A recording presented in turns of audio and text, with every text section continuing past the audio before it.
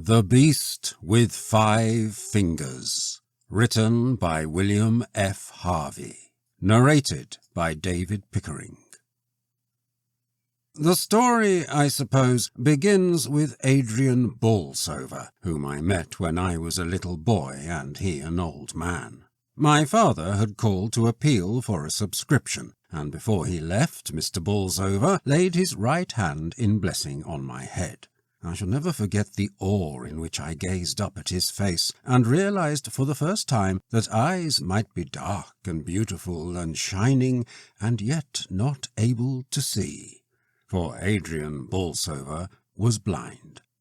He was an extraordinary man who came of an eccentric stock. Bolsover's sons, for some reason, always seemed to marry very ordinary women, which perhaps accounted for the fact that no Bolsover had been a genius, and only one Bolsover had been mad. But they were great champions of little causes, generous patrons of odd sciences, founders of querulous sects, trustworthy guides to the bypath meadows of erudition. Adrian was an authority on the fertilization of orchids. He had held at one time the family living at Bolsover Conyers, until a congenital weakness of the lungs obliged him to seek a less rigorous climate in the sunny southwest watering place where I had seen him. Occasionally he would relieve one or other of the local clergy. My father described him as a fine preacher who gave long and inspiring sermons from what many men would have considered unprofitable texts. "An excellent proof," he would add, "of the truth of the doctrine of direct verbal inspiration." Adrian Bolsover was exceedingly clever with his hands. His penmanship was exquisite. He illustrated all his scientific papers, made his own woodcuts, and carved the reredos that is at present the chief feature of interest in the church at Bolsover Conyers. He had an exceedingly clever knack of cutting silhouettes for young ladies, and paper pigs and cows for little children, and made more than one complicated wind instrument of his own devising. When he was 50 years old, Adrian Bolsover lost his sight. In a wonderfully short time he adapted himself to the new conditions of life. He quickly learned to read Braille. So marvellous indeed was his sense of touch that he was still able to maintain his interest in botany. The mere passing of his long, supple fingers over a flower was sufficient means for its identification, though occasionally he would use his lips. I have found several letters of his among my father's correspondence. In no case was there anything to show that he was afflicted with blindness, and this in spite of the fact that he exercised undue economy in the spacing of lines. Towards the close of his life, Adrian Bolsover was credited with powers of touch that seemed almost uncanny. It has been said that he could tell at once the colour of a ribbon placed between his fingers. My father would neither confirm nor deny the story. Adrian Bolsover was a bachelor. His elder brother, Charles, had married late in life, leaving one son, Eustace, who lived in the gloomy Georgian mansion at Bolsover Conyers, where he could work undisturbed in collecting material for his great book on heredity. Like his uncle, he was a remarkable man. The Bolsovers had always been born naturalists, but Eustace possessed in a special degree the power of systematizing his knowledge. He had received his university education in Germany, and then, after postgraduate work in Vienna and Naples, had travelled for 4 years in South America and the East, getting together a huge store of material for a new study into the processes of variation. He lived alone at Bolsover Conyers with Saunders, his secretary, a man who bore a somewhat dubious reputation in the district, but whose powers as a mathematician, combined with his business abilities, were invaluable to Eustace. Uncle and nephew saw little of each other. The visits of Eustace were confined to a week in the summer or autumn, tedious weeks that dragged almost as slowly as the bath chair in which the old man was drawn along the sunny sea front. In their way, the two men were fond of each other, though their intimacy would doubtless have been greater had they shared the same religious views. Adrian held to the old-fashioned evangelical dogmas of his early manhood. His nephew, for many years, had been thinking of embracing Buddhism. Both men possessed, too, the reticence the Bolsovers had always shown, and which their enemies sometimes called hypocrisy. With Adrian, it was a reticence as to the things he had left undone. But with Eustace, it seemed that the curtain which he was so careful to leave undrawn hid something more than a half-empty chamber. 2 years before his death, Adrian Bolsover developed, unknown to himself, the not uncommon power of automatic writing. Eustace made the discovery by accident. Adrian was sitting reading in bed, the forefinger of his left hand tracing the Braille characters, when his nephew noticed that a pencil the old man held in his right hand was slowly moving along the opposite page. He left his seat in the window and sat down beside the bed. The right had continued to move, and now he could see plainly that they were letters and words which it was forming. Adrian Bolsover, wrote the hand. Eustace Bolsover. Charles Bolsover. Francis Bolsover. Sigismund Bolsover. Adrian Bolsover. Eustace Bolsover. Saville Bolsover. B for Bolsover. Honesty is the best policy. Beautiful Belinda Bolsover. What curious nonsense, said Eustace to himself. King George ascended the throne in 1760, wrote the hand. Crowd, a noun of multitude, a collection of individuals. Adrian Bolsover, Eustace Bolsover. It seems to me, said his uncle, closing the book, that you had much better make the most of the afternoon sunshine and take your walk now. I think perhaps I will, Eustace answered as he picked up the volume. I won't go far. When I come back I can read to you those articles in Nature about which we were speaking. He went along the promenade, but stopped at the first shelter, and, seating himself in the corner best protected from the wind, he examined the book at leisure. Nearly every page was scored with a meaningless jumble of pencil marks, rows of capital letters, short words, long words, complete sentences, copybook tags. The whole thing, in fact, had the appearance of a copybook, and on a more careful scrutiny, Eustace thought that there was ample evidence to show that the handwriting at the beginning of the book, good though it was not nearly so good as the handwriting at the end. He left his uncle at the end of October with a promise to return early in December. It seemed to him quite clear that the old man's power of automatic writing was developing rapidly, and for the first time he looked forward to a visit that would combine duty with interest. But on his return he was at first disappointed. His uncle, he thought, looked older. He was listless too, preferring others to read to him and dictating nearly all his letters. Not until the day before he left had Eustace an opportunity of observing Adrian Bolsover's new-found faculty. The old man, propped up in bed with pillows, had sunk into a light sleep. His 2 hands lay on the coverlet, his left hand tightly clasping his right. Eustace took an empty manuscript book and placed a pencil within reach of the fingers of the right hand. They snatched at it eagerly, then dropped the pencil to loose the left hand from its restraining grasp. Perhaps to prevent interference I had better hold that hand, said Eustace to himself as he watched the pencil. Almost immediately it began to write. Blundering Bolsovers, unnecessarily unnatural, extraordinarily eccentric, culpably curious. Who are you? Asked Eustace in a low voice. Never you mind, wrote the hand of Adrian. Is it my uncle who is writing? Oh, my prophetic soul, mine uncle. Is it anyone I know? Silly Eustace, you'll see me very soon. When shall I see you? When poor old Adrian's dead. Where shall I see you? Where shall you not? Instead of speaking his next question, Eustace wrote it. What is the time?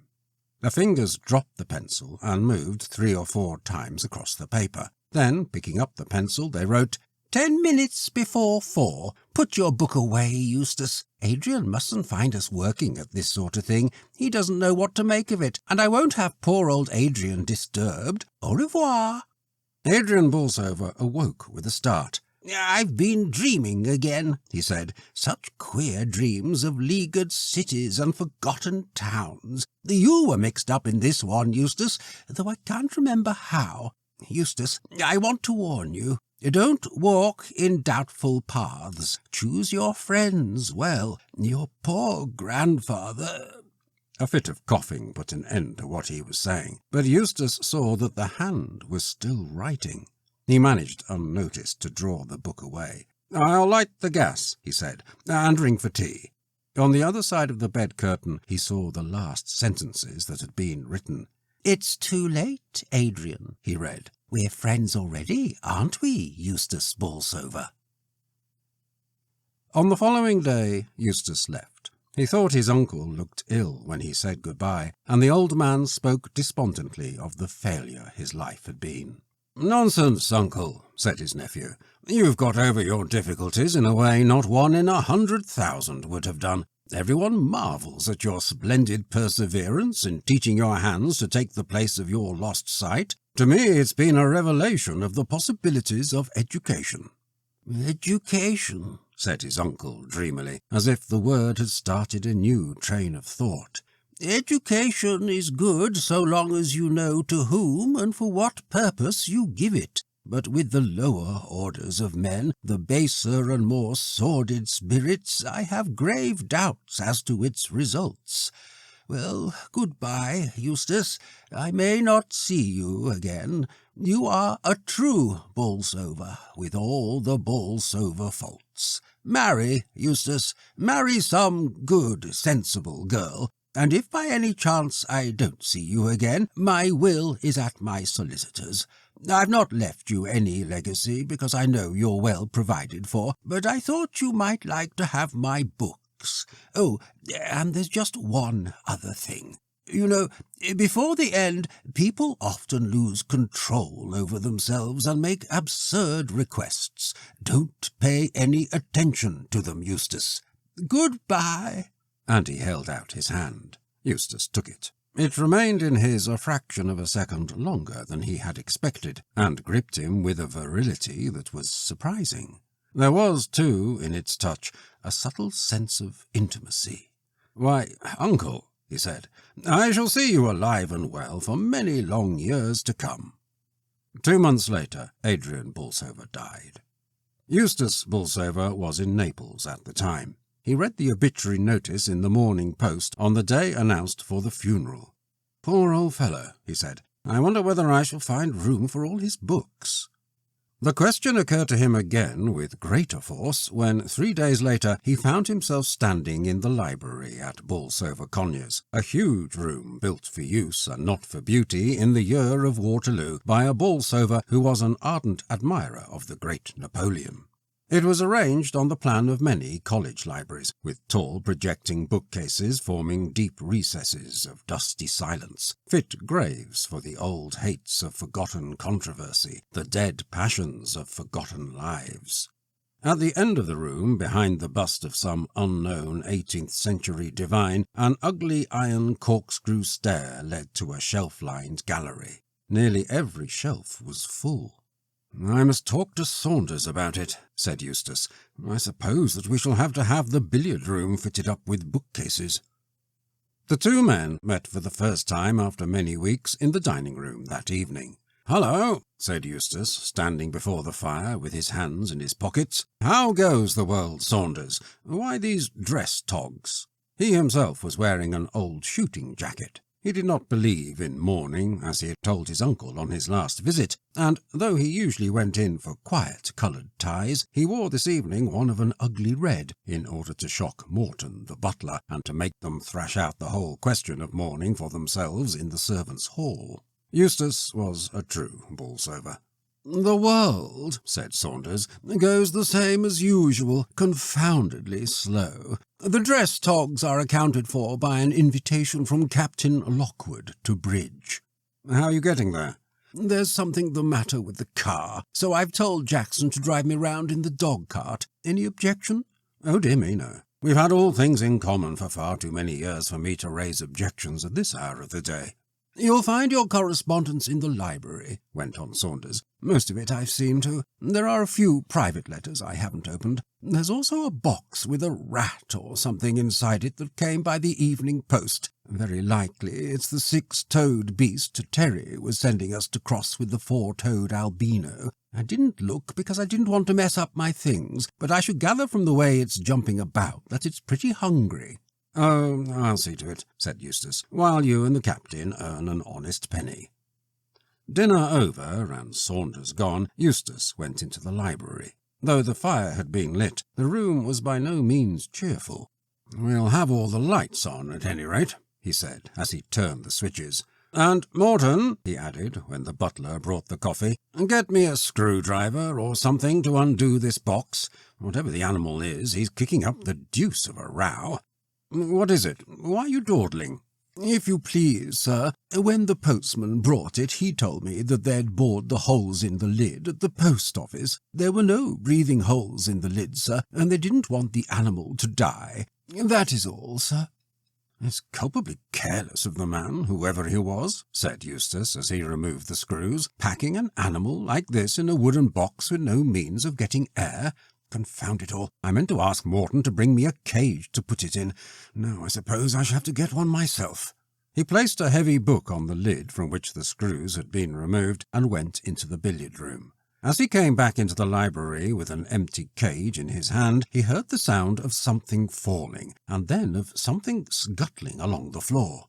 "Bother it! The beast's got out! How in the world am I to find it again in this library?" To search for it did indeed seem hopeless. He tried to follow the sound of the scuttling in one of the recesses, where the animal seemed to be running behind the books in the shelves, but it was impossible to locate it. Eustace resolved to go on quietly reading. Very likely the animal might gain confidence and show itself. Saunders seemed to have dealt in his usual methodical manner with most of the correspondence. There were still the private letters. What was that? 2 sharp clicks, and the lights in the hideous candelabras that hung from the ceiling suddenly went out. "I wonder if something's gone wrong with the fuse," said Eustace as he went to the switches by the door.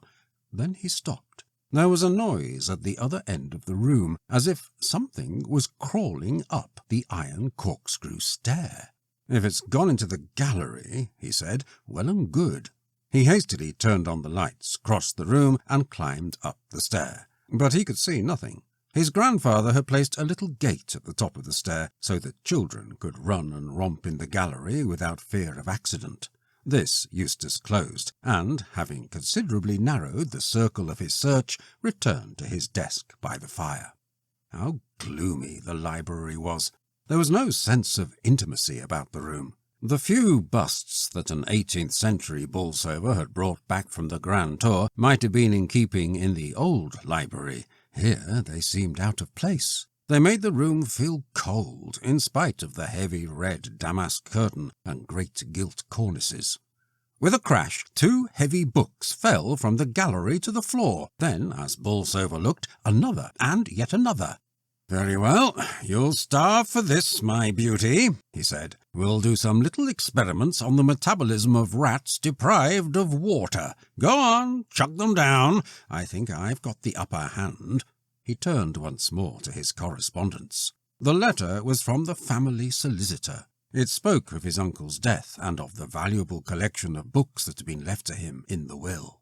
"There was one request," he read, "which certainly came as a surprise to me. As you know, Mr. Adrian Bolsover had left instructions that his body was to be buried in as simple a manner as possible at Eastbourne. He expressed a desire that there should be neither wreaths nor flowers of any kind, and hoped that his friends and relatives would not consider it necessary to wear mourning. The day before his death, we received a letter cancelling these instructions. He wished the body to be embalmed. He gave us the address of the man we were to employ, Pennifer, Ludgate Hill, with orders that his right hand should be sent to you, stating that it was at your special request. The other arrangements about the funeral remained unaltered." "Good Lord," said Eustace, "what in the world was the old boy driving at? And what in the name of all that's holy is that?" Someone was in the gallery. Someone had pulled the cord attached to one of the blinds, and it had rolled up with a snap. Someone must be in the gallery, for a second blind did the same. Someone must be walking round the gallery, for one after the other the blinds sprang up, letting in the moonlight. "I haven't got to the bottom of this yet," said Eustace, "but I will do before the night is very much older." And he hurried up the corkscrew stair. He had just got to the top when the lights went out a second time, and he heard again the scuttling along the floor. Quickly he stole on tiptoe in the dim moonshine in the direction of the noise, feeling as he went for one of the switches. His fingers touched the metal knob at last. He turned on the electric light. About 10 yards in front of him, crawling along the floor, was a man's hand. Eustace stared at it in utter amazement. It was moving quickly in the manner of a geometer caterpillar, the fingers humped up one moment, flattened out the next. The thumb appeared to give a crab-like motion to the whole. While he was looking, too surprised to stir, the hand disappeared round the corner. Eustace ran forward. He no longer saw it, but he could hear it as it squeezed its way behind the books on one of the shelves. A heavy volume had been displaced. There was a gap in the row of books where it had got in. In his fear lest it should escape him again, he seized the first book that came to his hand and plugged it into the hole. Then, emptying 2 shelves of their contents, he took the wooden boards and propped them up in front to make his barrier doubly sure. "I wish Saunders was back," he said. "One can't tackle this sort of thing alone." It was after 11, and there seemed little likelihood of Saunders returning before 12. He did not dare to leave the shelf unwatched, even to run downstairs to ring the bell. Morton, the butler, often used to come round about 11 to see the windows were fastened, but he might not come. Eustace was thoroughly unstrung. At last he heard steps down below. "Morton!" he shouted. "Morton!" "Sir?" "Has Mr. Saunders got back yet?" "Not yet, sir." "Well, bring me some brandy, and hurry up about it. I'm up in the gallery, you duffer." Morton fetched the brandy. "Thanks," said Eustace, as he emptied the glass. "Don't go to bed yet, Morton. There are a lot of books that have fallen down by accident. Bring them up and put them back in their shelves." Morton had never seen Bolsover in so talkative a mood as on that night.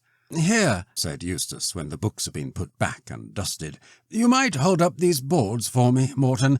The beast in the box got out, and I've been chasing it all over the place." "I think I can hear it clawing at the books, sir. They're not valuable, I hope. I think that's the carriage, sir. I'll go and call Mr. Saunders." It seemed to Eustace that he was away for 5 minutes, but it could hardly have been more than 1 when he returned with Saunders. "All right, Morton, you can go now. I'm up here, Saunders." "What's all the row?" asked Saunders as he lounged forward with his hands in his pockets. The luck had been with him all the evening. He was completely satisfied, both with himself and with Captain Lockwood's taste in wines. "What's the matter? You look to me to be in an absolute blue funk." "That old devil of an uncle of mine," began Eustace. "Oh, I can't explain it all. It's his hand that's been playing old Harry all the evening, but I've got it cornered behind these books. You've got to help me catch it." "What's up with you, Eustace? What's the game?" "It's no game, you silly idiot. If you don't believe me, take out one of those books and put your hand in and feel." "All right," said Saunders, "but wait till I've rolled up my sleeve. The accumulated dust of centuries, eh?" He took off his coat, knelt down, and thrust his arm along the shelf. "There's something there, right enough," he said. "It's got a funny, stumpy end to it, whatever it is, and nips like a crab. Ah, no you don't." He pulled his hand out in a flash. "Shove in a book, quickly. Now it can't get out." "What was it?" asked Eustace. "Something that wanted very much to get hold of me. I felt what seemed like a thumb and forefinger. Give me some brandy." "How are we to get it out of there?" "What about a landing net?" "No good. It'll be too smart for us. I tell you, Saunders, it can cover the ground far faster than I can walk. But I think I see how we can manage it. The 2 books at the ends of the shelf are big ones that go right back against the wall. The others are very thin. I'll take out 1 at a time, and you slide the rest along until we have it squashed between the end 2. It certainly seemed to be the best plan. One by one, as they took out the books, the space behind grew smaller and smaller. There was something in it that was certainly very much alive. Once they caught sight of fingers feeling for a way of escape. At last they had it pressed between the two big books. "There's muscle there, if there isn't warm flesh and blood," said Saunders as he held them together. "It seems to be a hand, right enough, too. I suppose this is a sort of infectious hallucination. I've read about such cases before." "Infectious fiddlesticks," said Eustace, his face white with anger. "Bring the thing downstairs. We'll get it back into the box." It was not altogether easy, but they were successful at last. "Drive in the screws," said Eustace. "We won't run any risks. Put the box in this old desk of mine. There's nothing in it that I want. Here's the key. Thank goodness there's nothing wrong with the lock." "Quite a lively evening," said Saunders. "Now, let's hear more about your uncle." They sat up together until early morning. Saunders had no desire for sleep. Eustace was trying to explain and to forget, to conceal from himself a fear that he had never felt before. The fear of walking alone down the long corridor to his bedroom. "Whatever it was," said Eustace to Saunders on the following morning, "I propose that we drop the subject. There's nothing to keep us here for the next 10 days. We'll motor up to the lakes and get some climbing." "And see nobody all day, and sit bored to death with each other every night? Not for me, thanks. Why not run up to town? Run's the exact word in this case, isn't it? We're both in such a blessed funk. Pull yourself together, Eustace, and let's have another look at the hand." "As you like," said Eustace. "There's the key." They went into the library and opened the desk. The box was as they had left it on the previous night. "What are you waiting for?" asked Eustace. "I'm waiting for you to volunteer to open the lid. However, since you seem to funk it, allow me. There doesn't seem to be the likelihood of any rumpus this morning, at all events." He opened the lid and picked out the hand. "Cold?" asked Eustace. "Tepid, a bit below blood heat by the feel, soft and supple too. If it's the embalming, it's a sort of embalming I've never seen before. Is it your uncle's hand?"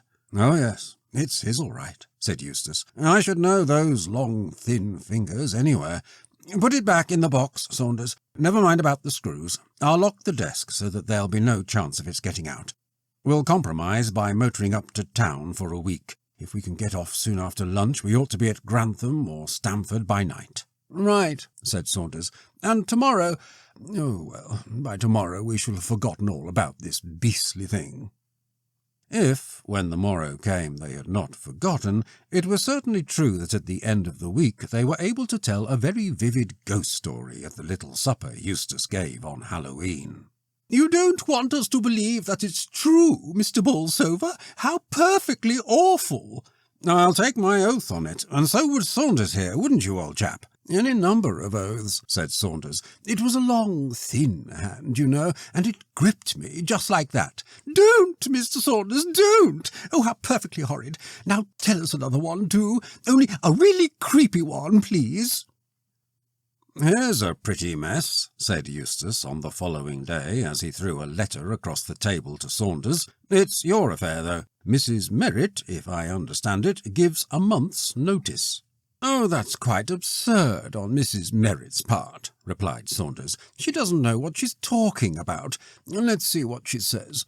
"Dear Sir," he read, "this is to let you know that I must give you a month's notice as from Tuesday the 13th. For a long time I felt the place too big for me, but when Jane Parfitt and Emma Laidlaw go off with scarcely so much as an 'if you please,' after frightening the wits out of the other girls so that they can't turn out a room by themselves or walk alone down the stairs for fear of treading on half-frozen toads or hearing it run along the passages at night, all I can say is that it's no place for me. So I must ask you, Mr. Bolsover, sir, to find a new housekeeper that has no objection to large and lonely houses, which some people do say, not that I believe them for a minute, my poor mother always having been a Wesleyan, are haunted.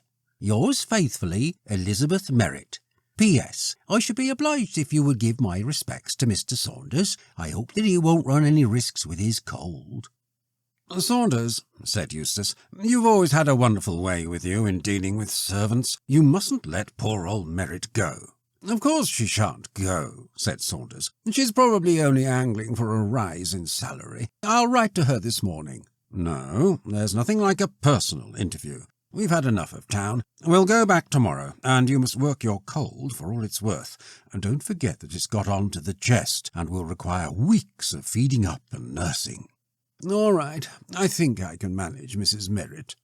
But Mrs. Merritt was more obstinate than he had thought. She was very sorry to hear of Mr. Saunders's cold, and how he lay awake all night in London coughing. Very sorry indeed. She'd change his room for him gladly and get the south room aired, and wouldn't he have a hot basin of bread and milk last thing at night? But she was afraid that she would have to leave at the end of the month.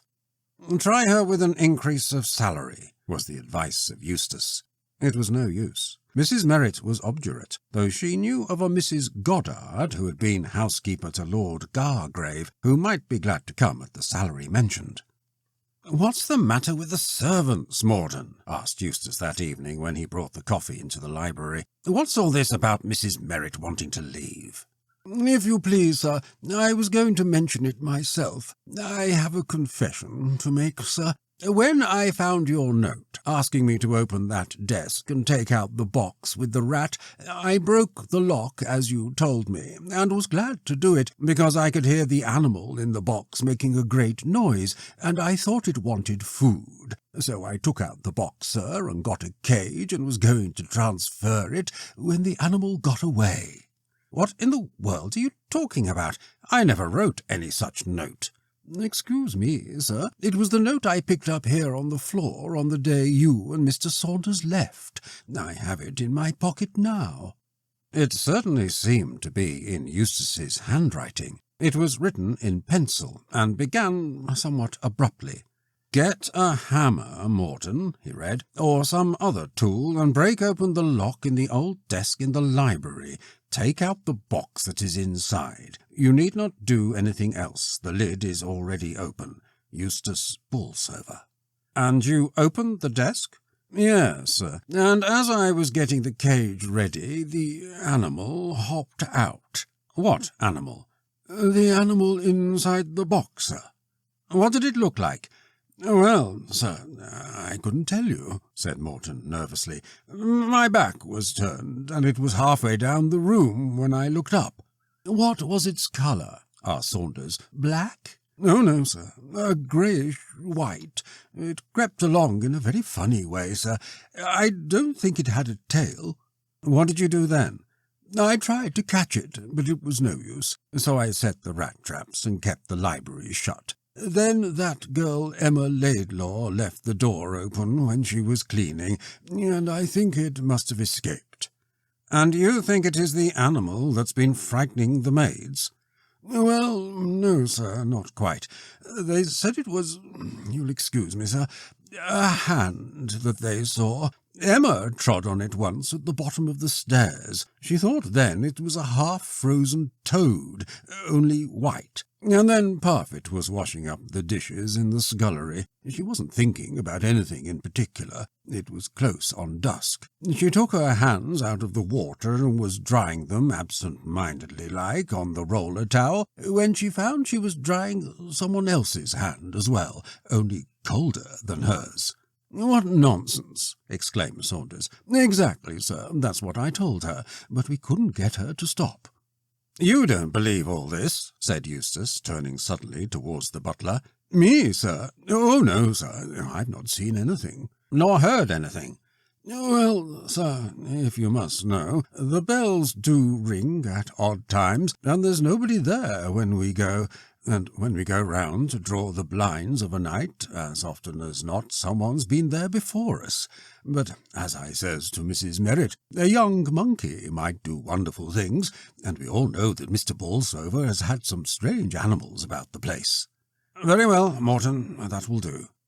"What do you make of it?" asked Saunders when they were alone. "I mean, of the letter he said you wrote."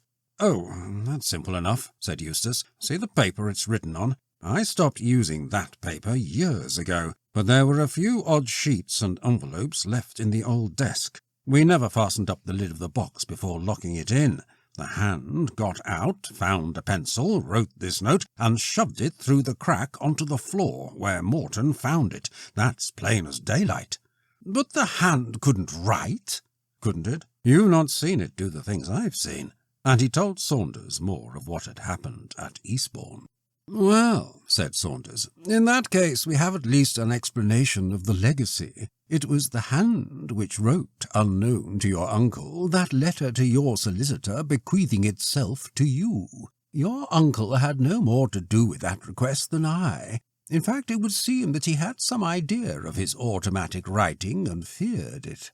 Then if it's not my uncle, what is it? I suppose some people might say that a disembodied spirit had got your uncle to educate and prepare a little body for it. Now it's got into that little body and is off on its own. Well, what are we to do? We'll keep our eyes open, said Saunders, and try to catch it. If we can't do that, we shall have to wait till the bally clockwork runs down. After all, if it's flesh and blood, it can't live forever.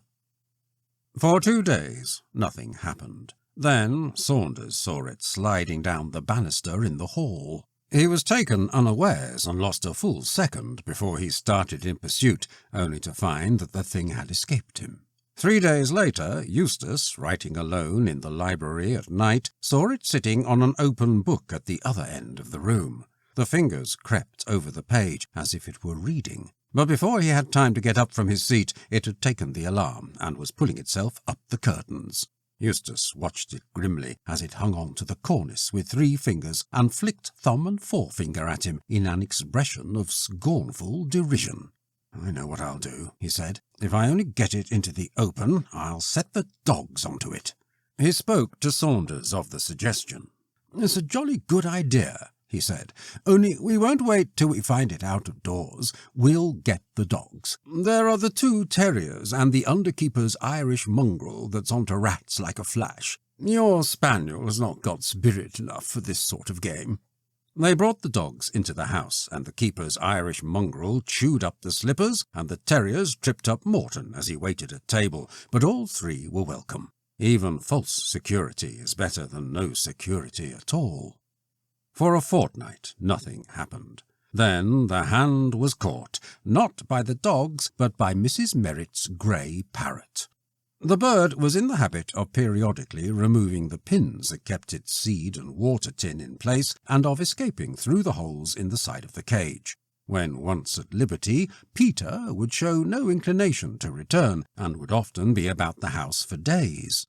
Now, after 6 consecutive weeks of captivity, Peter had again discovered a new way of unloosing his bolts and was at large, exploring the tapestried forests of the curtains and singing songs in praise of liberty from cornice and picture rail.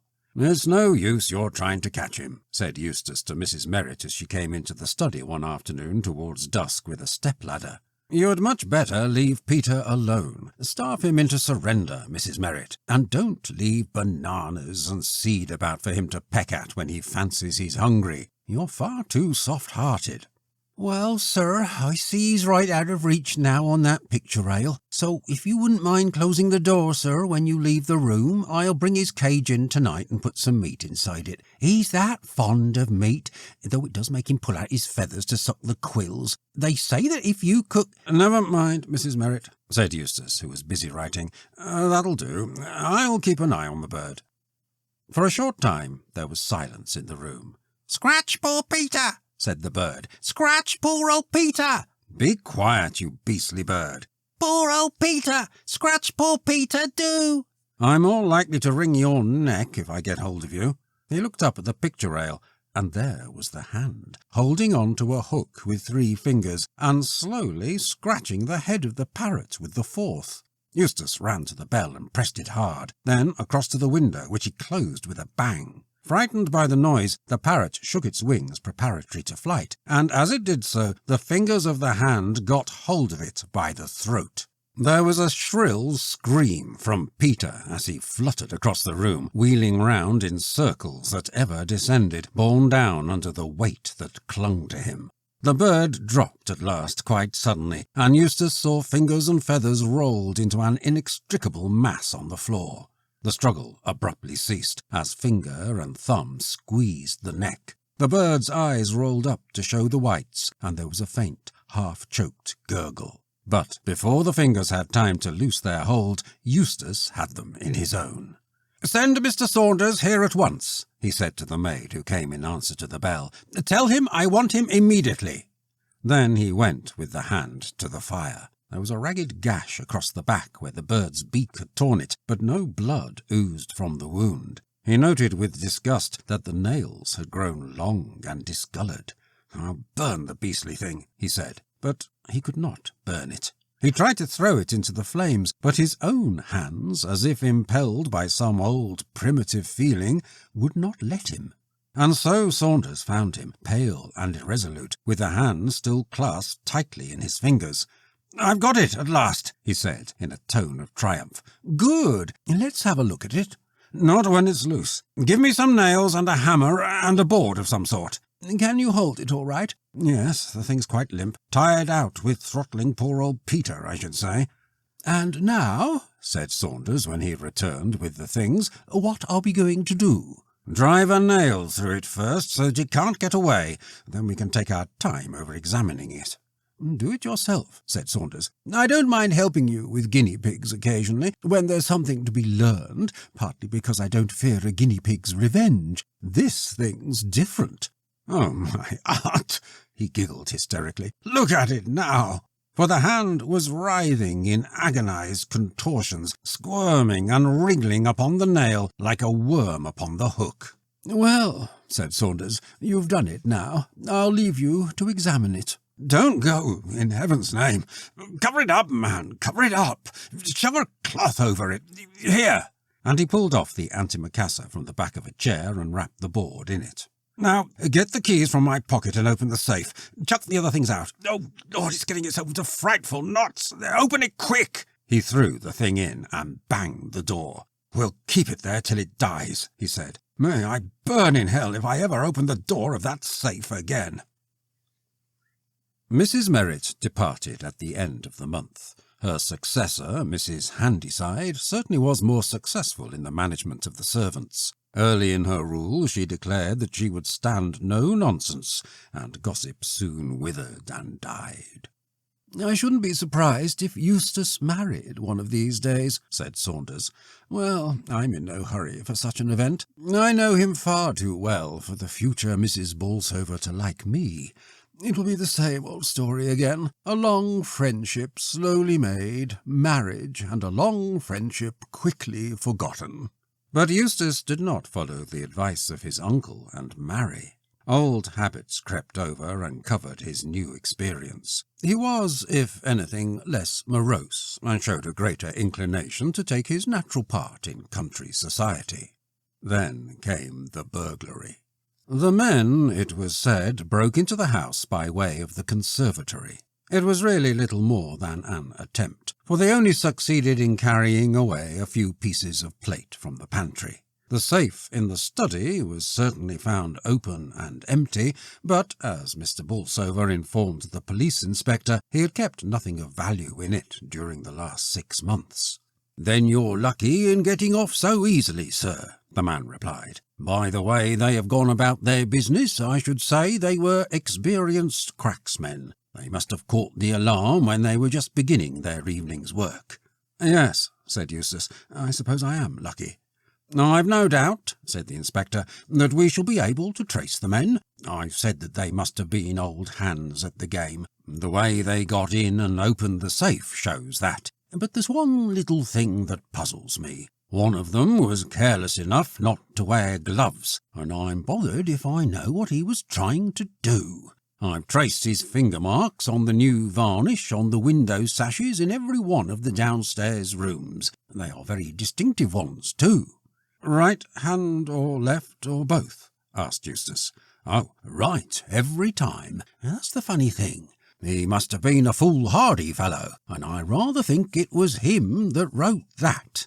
He took out a slip of paper from his pocket. "That's what he wrote, sir. I've got out, Eustace Bolsover, but I'll be back before long. Some jailbird just escaped, I suppose. It will make it all the easier for us to trace him. Do you know the writing, sir?" "No," said Eustace. "It's not the writing of anyone I know."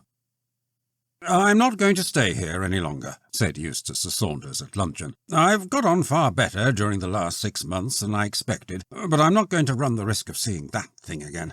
I shall go up to town this afternoon, get Morton to put my things together and join me with the car at Brighton on the day after tomorrow, and bring the proofs of those 2 papers with you. We'll run over them together." "How long are you going to be away?" "I can't say for certain, but be prepared to stay for some time. We've stuck to work pretty closely through summer, and I for one need a holiday. I'll engage the rooms at Brighton. You'll find it best to break the journey at Hitchin. I'll wire to you there at the Crown to tell you the Brighton address."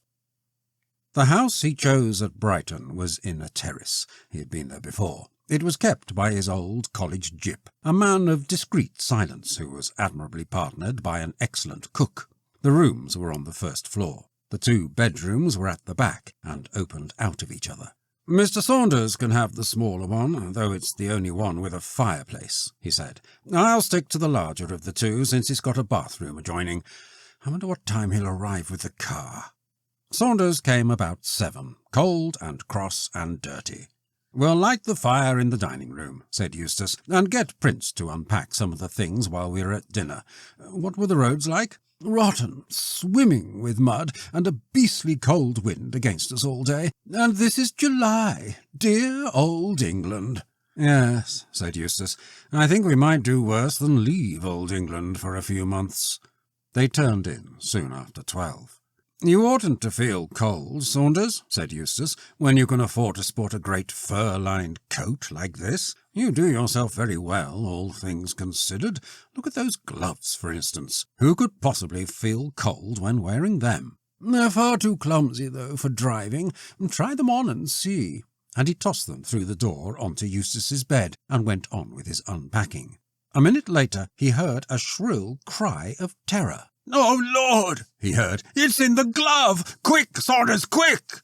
Then came a smacking thud. Eustace had thrown it from him. "I've chucked it into the bathroom," he gasped. "It's hit the wall and fallen into the bath. Come now if you want to help." Saunders, with a lighted candle in his hand, looked over the edge of the bath. There it was, old and maimed, dumb and blind, with a ragged hole in the middle, crawling, staggering, trying to creep up the slippery sides, only to fall back helpless. "Stay there," said Saunders. "I'll empty a collar box or something and we'll jam it in. It can't get out while I'm away." "Yes, it can," shouted Eustace. "It's getting out now. It's climbing up the plug chain. No, you brute, you filthy brute, you don't. Come back, Saunders. It's getting away from me. I can't hold it. It's all slippery. Curse its claws. Shut the window, you idiot. It's got out." There was the sound of something dropping onto the hard flagstones below, and Eustace fell back, fainting. For a fortnight he was ill.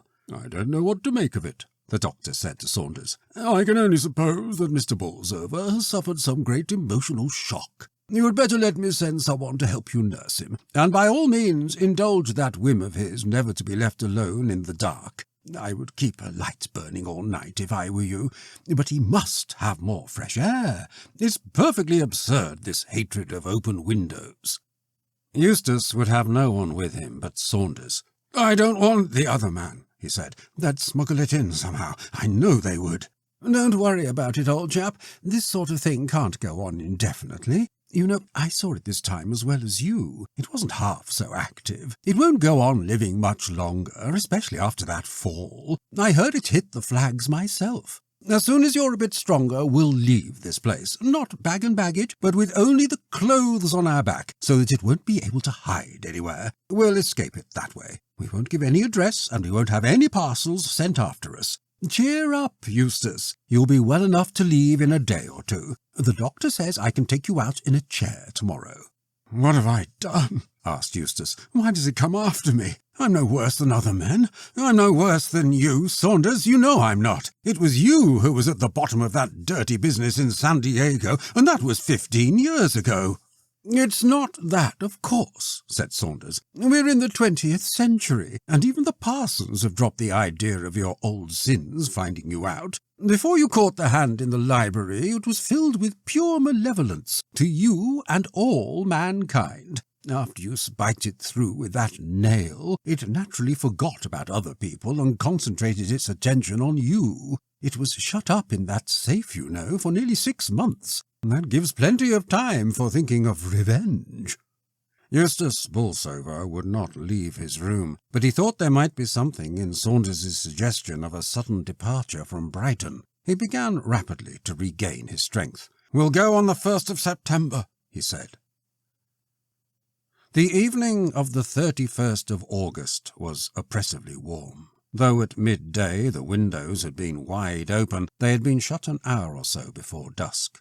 Mrs. Prince had long since ceased to wonder at the strange habits of the gentleman on the first floor.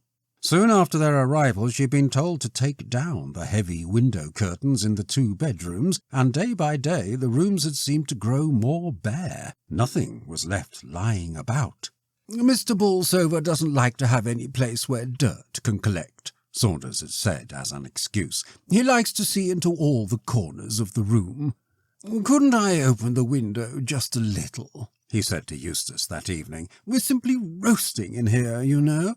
"No, leave well alone. We're not a couple of boarding-school misses fresh from a course of hygiene lectures. Get the chessboard out." They sat down and played. At 10 o'clock, Mrs. Prince came to the door with a note. "I'm sorry I didn't bring it before," she said, "but it was left in the letterbox." "Open it, Saunders, and see if it wants answering." It was very brief. There was neither address nor signature. "Will 11 o'clock tonight be suitable for our last appointment?" "Who's it from?" asked Bolsover. "It was meant for me," said Saunders. "There's no answer, Mrs. Prince," and he put the paper into his pocket. "A dunning letter from a tailor. I suppose he must have got wind of our leaving." It was a clever lie, and Eustace asked no more questions. They went on with their game. On the landing outside, Saunders could hear the grandfather's clock whispering the seconds, blurting out the quarter hours. "Check," said Eustace. The clock struck 11. At the same time, there was a gentle knocking on the door. It seemed to come from the bottom panel. "Who's there?" asked Eustace. There was no answer. "Mrs. Prince, is that you?" "She is up above," said Saunders. "I can hear her walking about the room." "Then lock the door. Bolt it, too." "Your move, Saunders." While Saunders sat with his eyes on the chessboard, Eustace walked over to the window and examined the fastenings. He did the same in Saunders's room and the bathroom. There were no doors between the 3 rooms, or he would have shut and locked them too. "Now, Saunders," he said, "don't stay all night over your move. I've had time to smoke 1 cigarette already. It's bad to keep an invalid waiting. There's only one possible thing for you to do." "What was that?" "The ivy blowing against the window. There, it's your move now, Eustace." "It wasn't the ivy, you idiot. It was someone tapping at the window." And he pulled up the blind. On the outer side of the window, clinging to the sash, was the hand. "What is it that it's holding?" "It's a pocket-knife. It's going to try to open the window by pushing back the fastener with the blade." "Well, let it try," said Eustace. "Those fasteners screw down. They can't be opened that way. Anyhow, we'll close the shutters. It's your move, Saunders. I've played." But Saunders found it impossible to fix his attention on the game. He could not understand Eustace, who seemed all at once to have lost his fear. "What do you say to some wine?" he asked. "You seem to be taking things coolly, but I don't mind confessing that I'm in a blessed funk." "You've no need to be. There's nothing supernatural about that hand, Saunders. I mean, it seems to be governed by the laws of time and space. It's not the sort of thing that vanishes into thin air or slides through oaken doors, and since that's so, I defy it to get in here. We'll leave the place in the morning. I, for one, have bottomed the depths of fear. Fill your glass, man. The windows are all shuttered. The door is locked and bolted. Pledge me my Uncle Adrian. Drink, man. What are you waiting for?" Saunders was standing with his glass half raised. "It can get in," he said hoarsely. "It can get in. We've forgotten. There's the fireplace in my bedroom. It'll come down the chimney." "Quick!" said Eustace, as he rushed into the other room. "We haven't a minute to lose. What can we do? Light the fire, Saunders. Give me a match, quick!" They must be all in the other room. I'll get them. Hurry, man, for goodness sake! Look in the bookcase. Look in the bathroom. Here, come and stand here. I'll look. Be quick, shouted Saunders. I can hear something. Then plug a sheet from your bed up the chimney. No, here's a match. He had found one at last that had slipped into a crack in the floor. Is the fire laid? Good, but it may not burn. I know. The oil from that old reading lamp and this cotton wool. Now the match, quick! Pull the sheet away, you fool. We don't want it now. There was a great roar from the grate as the flames shot up. Saunders had been a fraction of a second too late with the sheet. The oil had fallen onto it. It, too, was burning. The whole place will be on fire, cried Eustace as he tried to beat out the flames with a blanket. It's no good. I can't manage it. You must open the door, Saunders, and get help.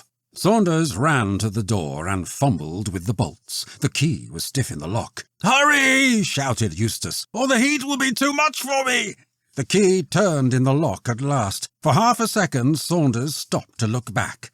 Afterwards, he could never be quite sure as to what he had seen, but at the time he thought that something black and charred was creeping slowly, very slowly, from the mass of flames towards Eustace Bolsover. For a moment he thought of returning to his friend, but the noise and the smell of the burning sent him running down the passage, crying, "Fire! Fire!" He rushed to the telephone to summon help, and then back to the bathroom, he should have thought of that before, for water. As he burst into the bedroom, there came a scream of terror, which ended suddenly, and then the sound of a heavy fall. This is the story which I heard on successive Saturday evenings from the senior mathematical master at a second-rate suburban school. For Saunders has had to earn a living in a way which other men might reckon less congenial than his old manner of life. I had mentioned by chance the name of Adrian Bolsover, and wondered at the time why he changed the conversation with such unusual abruptness. A week later, Saunders began to tell me something of his own history, sordid enough, though shielded with a reserve I could well understand, for it had to cover not only his failings, but those of a dead friend. Of the final tragedy he was at first especially loath to speak, and it was only gradually that I was able to piece together the narrative of the preceding pages. Saunders was reluctant to draw any conclusions. At one time he thought that the fingered beast had been animated by the spirit of Sigismund Bolsover, a sinister 18th-century ancestor who, according to legend, built and worshipped in the ugly pagan temple that overlooked the lake. At another time Saunders believed the spirit to belong to a man whom Eustace had once employed as a laboratory assistant. A black-haired, spiteful little brute, he said, who died cursing his doctor because the fellow couldn't help him to live to settle some paltry score with Bolsover. From the point of view of direct contemporary evidence, Saunders's story is practically uncorroborated. All the letters mentioned in the narrative were destroyed, with the exception of the last note which Eustace received, or rather which he would have received had not Saunders intercepted it. That I have seen myself. The handwriting was thin and shaky, the handwriting of an old man. I remember the Greek E was used in appointment. A little thing that amused me at the time was that Saunders seemed to keep the note pressed between the pages of his Bible. I had seen Adrian Bolsover once. Saunders I learnt to know well. It was by chance, however, and not by design, that I met a third person of the story, Morton the butler. Saunders and I were walking in the zoological gardens one Sunday afternoon when he called my attention to an old man who was standing before the door of the reptile house. "Why, Morton," he said, clapping him on the back, "how is the world treating you?" "Poorly, Mr. Saunders," said the old fellow, though his face lighted up at the greeting. "The winters drag terribly nowadays. There don't seem to be no summers or springs." "You haven't found what you were looking for, I suppose?" "No, sir, not yet, but I shall some day. I always told them that Mr. Bolsover kept some queer animals." "And what is he looking for?" I asked when we had parted from him. "A beast with 5 fingers," said Saunders. "This afternoon, since he has been in the reptile house, I suppose it will be a reptile with a hand. Next week it will be a monkey with practically no body. The poor old chap is a born materialist." William Friar Harvey, 1885 to 1937, was born into a Quaker family in Yorkshire, England, and attended Oxford University before establishing a reputation as a writer. He served with the Friends Ambulance Unit during World War I and subsequently as a surgeon lieutenant in the Royal Navy, won the Albert Medal for life-saving for his part in a daring rescue during which he sustained serious lung damage. The Beast with 5 Fingers, 1928, is his most celebrated short story, familiar to many as a classic horror movie, 1946, starring Peter Lorre.